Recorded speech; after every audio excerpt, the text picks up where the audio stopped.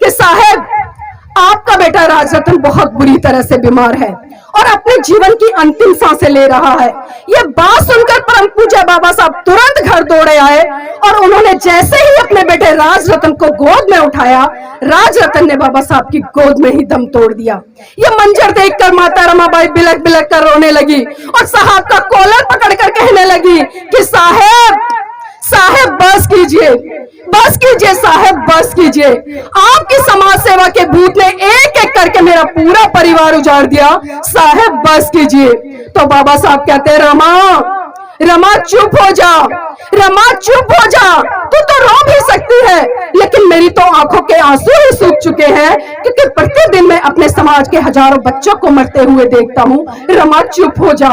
तो माता रमाबाई फिर कहती है कि साहब, साहब मैं आज फिर चुप हो जाऊंगी, साहब मैं आज फिर चुप हो जाऊंगी। लेकिन आप मुझे एक बात बता दीजिए कि जब जब आप अपने बेटे राजरतन को गोद में खिलाया करते थे तो बड़े हर्षोल्लास के साथ में कहा करते थे कि रमा, रमा मेरा बेटा राजरतन एक दिन बड़ा होकर इस देश पर राज करेगा। तो साहब, आज राजरतन तो इस दुनिया में रहा नहीं, आप मुझे ये बता दीजिए कि बड़ा होकर अब इस देश पर राज कौन करेगा।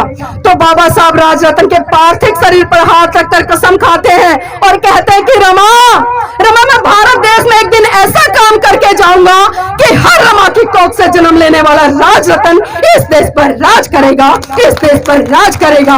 और वो राज मेरे साथियों आपको परम पूज्य बाबा साहब संविधान के अंदर देकर गए, एक वोट देने तक से लेकर एक प्रधानमंत्री बनने तक का अधिकार। लेकिन आपने अपने वोट की वैल्यू को समझा ही नहीं। समय समय पर हम देखते हैं कि दारू के बदले आप अपनी वोट की कीमत को लुटा देते हैं, आप 500 के नोट के बदले अपनी वोट को लुटा देते हैं, लेकिन कभी हमने इस वोट की वैल्यू को समझा।